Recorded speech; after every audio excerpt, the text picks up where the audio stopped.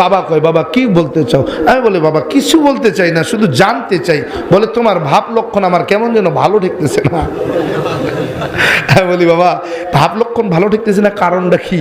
না ভালো না লাগার তো কিছু নাই, আমি তো এমন কিছু করে ফেলি নাই, আমি তো আপনার সন্তান। বাবা কয় বাবা তোমার আব্বা আমার তেমন ভালো লাগে না, আমার কেমন জানি একটু লাগতেছে। মারে ডাক দেখে এর একটু ঠাকুরঘর থেকে চন্দামি নিয়ে এসে খাওয়া। কি? আরে বাপরে, মানে কি? কয় ওই ঠাকুরের পা ধুয়ে খাওয়া, এটা রে খাওয়া, এটা পাগল হয়ে গেছে বোধ হয়। ঠাকুরের পা ধুয়ে খাওয়াই কি করবা? যেই ঠাকুর নিজেরই রক্ষা করতে পারে না, 3 দিন পূজা কইরা আমরা যে নদীর মধ্যে নিয়ে পাড়ায়া ফাড়ায়া ডুবাই, নিজেরা যে বাঁচাইতে পারে না, সে আমারে কি বাঁচাবে?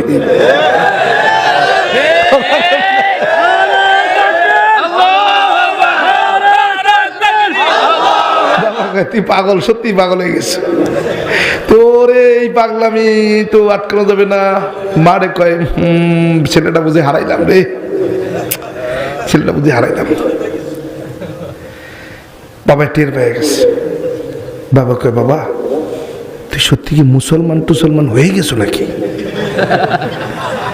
ও না হই নাই, এগুলো কেবল একটু দেখতেছি। আসলে মুসলমানরা এতদিন জানতাম মূর্খ, কিন্তু এখন দেখি আমরা মূর্খ। কারণ খালি এইটুক দেখেই তো আর মুসলমান হওয়া যায় না, আর একটু দেখা দরকার না? ওটা কি দেখবি? আমি বললাম শুনছি খালি ওদের নবী নাকি মানে দুনিয়ার জমিনে যেই দেখতো সেই নাকি পাগল হয়ে যেত। নবী নাকি এত সুন্দর ছিল, সেই নবী নাকি কোনোদিন কাউরে গালাগাল তো দূরের কথা, কারোর সঙ্গে খারাপ ব্যবহারও করে নাই। ওই নবীরা তো দেখি নাই, কিন্তু ওই নবীর হাদিস পড়ে দেখছি। হাদিসের মধ্যে যা দেখলাম তাতে আমার মনে হইল নবী মনে হয় সত্যিই নবী। মানে কি? আমি বললাম বাবা একটা ওয়াকিয়া পড়লাম। কি? নবীর আদর্শের একটা বয়ান পড়লাম। এই আদর্শের বয়ানটা পড়ার পরেই চিন্তা করতেছি এইরকম নাকি মুসলমানের আদর্শ। এই আদর্শ যদি নবীর আদর্শ হয় তাহলে তো এটা মুসলমানেরও আদর্শ। বলে তুমি যে রসুলের আদর্শের বয়ান করলে এই রসুলের আদর্শ তুমি বাস্তবে পাবে না। ওরা সব রসুলের আদর্শকে মুছে গিয়েছে, ওরা রসুলের আদর্শ থেকে বের হয়ে গিয়েছে। তারা রসুলের আদর্শ বাস্তবায়ন করতে চায় না, তারা রসুলের আদর্শ অনুযায়ী জীবন সাজাতে চায় না। তারা শুধু নামে মুসলমান, তারা শুধু নামে মুসলমান। আমি অনেক গবেষণা করেছি, অনেক গবেষণা করেছি। বাবা বলতেছে আমি অনেক গবেষণা করেছি, কিন্তু আমি গবেষণা করে 0 পেয়েছি। তারা সত্যিকারের নামে মুসলমান, কামে মুসলমান না। আফসোস। বাবাকে বললাম বাবা আপনি যেই আদর্শ তালাশ করে পাননি, আমি ইসলাম গ্রহণ করে সেই আদর্শকে, সেই রসুলের আদর্শকে বাস্তবায়ন করার জন্যই ইসলাম গ্রহণ করতে চায়। বাবা কয় শুধু কষ্ট পাবে, কষ্ট পাবে, কষ্ট পাবে, তুমি কষ্ট ছাড়া কিছু পাবে না। আমি বললাম বাবা ইসলামটা এমন একটা গোলাপের মতো, ফুটন্ত এক গোলাপের মতো। বাবা বলে কি বলতে চাও? আমি বললাম বাবা একটা গোলাপ গাছে যখন একটা গোলাপ ফুটে, ওই গোলাপটাকে সবাই ছিঁড়তে চায়, কেউ কাটার আঁচড় খেয়ে ফিরে আসে, আর কেউ শত বাধার পরেও ওই গোলাপটাকে সংগ্রহ করে। কথা বলেন না কেন? বাবা আমি সেই কাটার খোঁচার আঘাত খেয়ে ওই গোলাপকে পেতে চাই। বাবা বলে কি বলো? আমি বললাম বাবা আমি সেই ইসলামকেই পেতে চাই। বাবা বলে ইসলাম তো খুব গরিব, দরিদ্র, দরিদ্রতা ছাড়া ইসলামে কিছু নেই। আমি বললাম বাবা আমি জানি, আমি যেই শান শওকতে জন্মগ্রহণ করেছি, মানুষ হয়েছি, ইসলামে হয়তো সেই শান শওকত নেই। আমি জানি ইসলামটাই গরিব, তবে ইসলাম জিন্দা ততক্ষণ পর্যন্ত থাকবে যতক্ষণ পর্যন্ত মুসলমান বুকের তাজা রক্ত ইসলামের জন্য রাস্তায় ঢেলে দেবে। আমি সেই বুকের তাজা রক্ত ঢেলে দিয়ে ইসলামকে জিন্দা রাখতে চাই, বাঁচিয়ে রাখতে চাই। বাবা বলে, বাবা তোমার যেই মনের তামান্না, জানি না তুমি কতদূর পর্যন্ত পৌঁছাতে পারবে, জানি না তুমি শেষ পর্যন্ত টিকে থাকবে কিনা, জানি না তুমি শেষ পর্যন্ত আমার কাছে আবার ফিরে আসো কিনা। প্রিয় ভাই আমার, এই ইসলাম পেয়েছি, গবেষণা করতে গিয়ে জীবনের শেষ সম্বল বাবা মা, ধন সম্পদ, বাড়ি গাড়ি, স্ত্রী সন্তান এবং কি চাকরিও হারাতে হয়েছে। থেমে নেই, চিন্তা নেই, ভয় পাই না, কারণ আমার আল্লাহ বলেন ফা ইন্না মাআল উসরি ইউসরা, ইন্না মাআল উসরি ইউসরা। অতঃপর কষ্টের পরে সুখ আসবে, নিশ্চিত জেনে রাখো, কষ্টের পরেই সুখ আসবে। কষ্ট ছাড়া যেমন, কাটার আঁচড় ছাড়া যেমন গোলাপ হাসিল করা যায় না, কষ্ট ছাড়া ইসলাম পাওয়া যায় না। বাবা কয় জানি না, এই যে 12 মাসে 13 জন খোদা পাইলাম কোথায়? বাবা কয় জানা নাই, তাইলে করি কেন? বলে পূর্বপুরুষ বাপ দাদাই কইরে গেছে তাই। টাটকা দলিল। আমি বললাম বাবা যেহেতু এর কোনো দলিল নাই তো মানি কেন? বলে ভগবান শ্রীকৃষ্ণ বলে এই জন্য মানি। কোথায় বলে? বাবা কয় জানি না, তবে তুমি তো পণ্ডিত, তুমি একটু বলো ভগবান শ্রীকৃষ্ণ কোথায় যেন বলছেন। কি বলছেন? আমি অগণিত অবতার হইয়া মানুষের কল্যাণে দুনিয়ার জমিনে যুগে যুগে কালে কালে অবতরণ করলাম, সমস্ত অবতারগণ আমি ভগবান শ্রীকৃষ্ণকে মেনে নিল। বলে বাবা এটা রাজভোগ কিতাবের 2192 পৃষ্ঠার মধ্যে আছে মন্ত্রখানা। বলে কি মন্ত্র? আমি বললাম কৃষ্ণং কৃষ্ণং শ্রী নন্দকেশ সর্বনাম যুগে। বাবাই কয় মানে কি? আমি বললাম ভগবান শ্রীকৃষ্ণ যুগে যুগে কালে কালে মানুষের কল্যাণে অগণিত অবতার হয়ে দুনিয়ার জমিনে অবতরণ করেছেন, সমস্ত অবতারগণ ভগবান শ্রীকৃষ্ণকে আবার ভগবান বলে স্বীকার করেছেন। কয় ঘটনা সত্য? কেমনে সত্য? মানুষের কল্যাণে যখন যুগে যুগে কালে কালে অবতার হইয়া দুনিয়ার জমিনে অবতরণ করলেন, তখন এই অবতারগুলোকে কোন ভগবান পরিচালনা করেছেন? ভগবান শ্রীকৃষ্ণ যখন যুগে যুগে যুগের বিবর্তনে, কালের পরিবর্তনে পূর্ব দিকে সূর্য হইয়া ঝুলে গেলেন। সূর্য আমাদের দেবতা, সূর্য আমাদের ভগবান। যখন শ্রীকৃষ্ণ ভগবান ওই সূর্য হইয়া পূর্ব আকাশে ঝুলে গেলেন, তখন কোন ভগবান প্রত্যেক দিন পৃথিবী শুরু থেকে আজ পর্যন্ত পূর্ব দিকে সূর্য উঠিয়া পশ্চিম দিকে ডুবায়, এই ভগবানের নামটা কি জানা যায়? বলে কেন? ভগবান শ্রীকৃষ্ণ। আমি বললাম তিনি তো নিজেই সূর্য হয়ে গেছেন, তিনি আবার কেমনে পরিচালনা করবেন?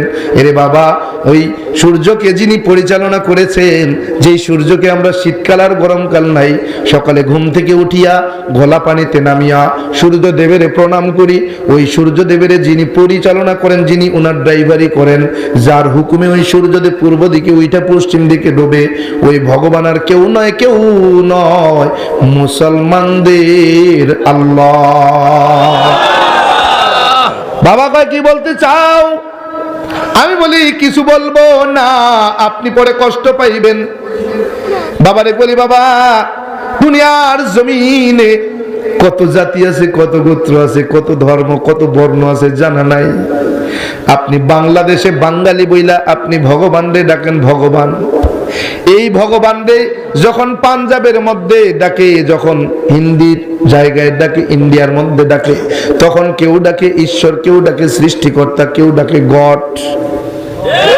জায়গা ভেদে তার নামের পরিবর্তন, কিন্তু আল্লাহ এমন একজন তুমি বাংলাদেশে বাংলা ভাষায় আল্লাহরে ডাকবা, আল্লাহরে লিখবা, কি লিখবা? আল্লাহ। তুমি ইন্ডিয়ার মধ্যে হিন্দি ভাষায় ডাকবা, হিন্দি ভাষায় লিখবা, হিন্দি ভাষায় বলবা, কি বলবা? আল্লাহ। তুমি আরবিতে পাকিস্তানে যাইয়া উর্দুতে লিখবা, উর্দুতে বলবা, উর্দুতে আমার আল্লাহরে ডাকবা, কি ডাকবা? আল্লাহ। তুমি যখন ওই যে আসামে যাবা, আসামের ভাষায় তুমি যখন লিখবা তখন কি লিখবা? তখন কি ডাকবা, কি বলবা? আল্লাহ। তুমি যখন সৌদি আরবে যাবা, ওই সৌদি আরবের মধ্যে যাইয়া তুমি আমার আল্লাহরে কি লিখবা, কি বলবা, কি বলে ডাকবা?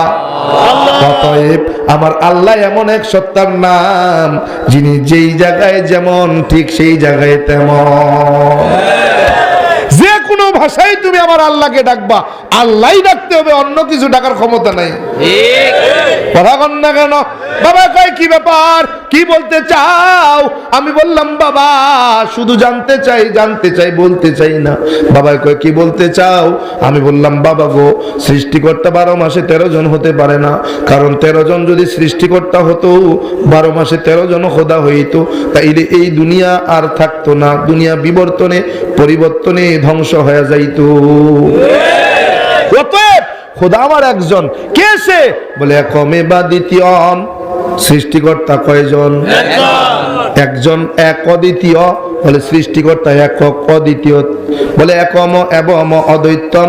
বলে সৃষ্টিকর্তা কয়জন? বলে সৃষ্টিকর্তা একজন, তিনি কারো মুখাপেক্ষী নন। একম ব্রহ্মা দ্বৈত নাস্তি নহিনা নাস্তি কিঞ্চন। বলে সৃষ্টিকর্তা একজন, তিনি কারো মুখাপেক্ষী নন। বলে তিনি কারো মুখাপেক্ষী নন, তিনি এমন, তিনি খানো না, ঘুমানো না, স্ত্রীও নাই, সন্তানও নাই, জন্মও দেন নাই, জন্মগ্রহণও তিনি করেন নাই।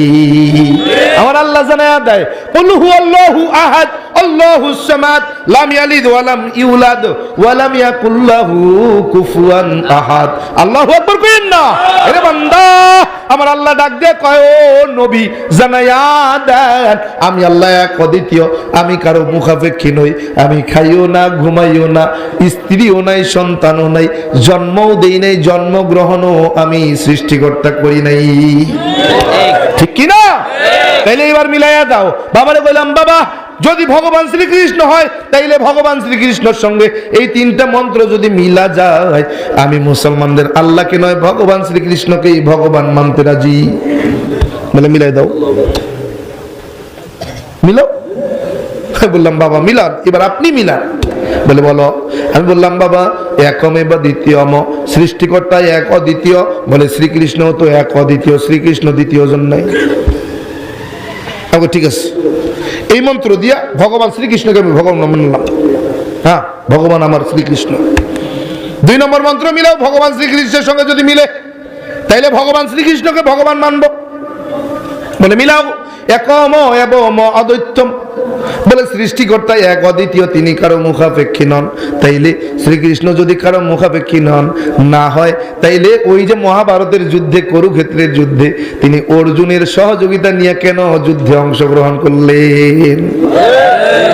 অতএব কারো না কারো মুখাপেক্ষী, একক তিনি নয়। বলে বাবা কয়েক তারপরে কি বলবা? আমি তো এইখানে ভগবান শ্রীকৃষ্ণকে আমি মানি না। বলে কেন মানবা না? আমি বলিম বাবা এইখানে মানলাম না, ধরে নিলাম, তাও মানি নিলাম। 3 নম্বর মন্ত্রের দ্বারা যদি ভগবান শ্রীকৃষ্ণের সঙ্গে মিল পাইয়া যাই, তাইলে মানি। বলে কি? একম ব্রহ্মা দ্বৈত নাস্তি নহিনা নাস্তি কিঞ্চন। বলে তিনি খানো না, ঘুমানো না। ভগবান শ্রীকৃষ্ণ কি কোনোদিন খাইছেন? খাই নাই। কয় খাইছে, খালি মাখন চুরি করে খাইছে, মাখন চুর। কথা কন না কা? কয় খাইছে খালি তাই না, ঘুমাইছেও। তার মানে এইবার সামনের দিক বাড়ি, আরেকটু বাড়ি। ভগবান শ্রীকৃষ্ণকে ভগবান মানি। বলে কি? বলে তার স্ত্রীও নাই, সন্তানও নাই। তাইলে ভগবান শ্রীকৃষ্ণের তো স্ত্রী নাই, বিয়ে করে নাই। বলে 1 জন 2 জন না, 16,000 স্ত্রী তার। আর কন্ত বাবাই কয় তারপর কি বলবা? আমি বললাম বাবা ভগবান সৃষ্টিকর্তা নাকি জন্মগ্রহণও করেন নাই, কাউকে জন্মও দেয় নাই। যদি তাই হয়, ভগবান শ্রীকৃষ্ণ কি জন্মগ্রহণ করছে এরকম জানা আছে? বাবা কয় কি বলতে চাও? আমি বললাম বাবা কংস মামার জেলখানায় ভগবান শ্রীকৃষ্ণের জন্ম হয়। ঝড় বৃষ্টি তুফানের রাত্রিতে বাবা মাথায় করে নিয়ে আরেক রাজ্যে দিয়া যায়। ভগবান শ্রীকৃষ্ণের জন্মাষ্টমী ব্রত এজন্য প্রত্যেক বছর পালিত হয়। দেখেন না আপনারা, শ্রীকৃষ্ণের জন্মাষ্টমী ব্রত মানে জন্মদিন পালন করে তারা। আহা, তার মানে ভগবান শ্রীকৃষ্ণের জন্ম হয়েছে। এই 3 মন্ত্র দ্বারা যেই খোদার সঙ্গে আপনি মিলাইবেন, 3 মন্ত্র যদি কোনো খোদার সঙ্গে মিলা যায়, আমি সেই খোদাকে খোদা মানতে রাজি আছি, নচেত নয়। বাবা কয় কি বলতে চাও? তাইলে কি তুমি আমারে ছাইরা চইলা যাইবা? আমি বললাম বাবা, এই মন্ত্র যার সঙ্গে মিলে সেই আমার আল্লাহ, সেই আমার সৃষ্টিকর্তা। বলে কেমন? আমি বললাম বাবা, আল্লাহ এমন একজন যার সঙ্গে এই 3 মন্ত্রের মিল পাওয়া যায়। বলে কেমন? বলে কুল হু আল্লাহু আহাদ, আমি আল্লাহ এক অদ্বিতীয়। আল্লাহ পাক রব্বুল আলামিন জানায়া দেয়, ও নবী জানায়া দেন আমি আল্লাহ এক অদ্বিতীয়। আল্লাহুস সামাদ, আমি আল্লাহ কারো মুখাপেক্ষী নই। লাম ইয়ালিদ ওয়া লাম ইউলাদ, আমি খাইও না, ঘুমাইও না, স্ত্রীও নাই, সন্তানও নাই। ওয়া লাম ইয়াকুল্লাহু কুফুয়ান আহাদ, আমি জন্মও দেই নাই, জন্মগ্রহণও কখনো করি নাই। তাইলে আমার আল্লাহ হলো আল্লাহ, যেই আল্লাহ এক অদ্বিতীয়, যেই আল্লাহ সব জায়গায় গেলে আল্লাহ থাকে, যেই আল্লাহর নামের পরিবর্তন ঘটে না, যেই আল্লাহর নামের পরিবর্তন ঘটে না, যেই আল্লাহর স্ত্রী নাই, সন্তান নাই। বলবা কারে ভগবান মানবা? শিবেরে মানবা। দেখো শিবের দুর্গা আছে, তুমি কালীরে মানবা, কালীরও স্বামী আছে। এরে বান্দা তুমি কারে মানবা? বলে ব্রহ্মারে মানবা, ব্রহ্মারও স্ত্রী আছে। বিষ্ণুরে মানবা, বিষ্ণুরও স্ত্রী আছে। তুমি কারে ভগবান মানবা বলো? বাবা কয় জানি না, তবে দোয়া করি, আশীর্বাদ করি, যেখানে থাকো যেভাবে থাকো ভালো থাকো, আশীর্বাদ করি। বাবার এই আশীর্বাদ নিয়ে সামনের দিকে বাড়াতে শুরু করলাম।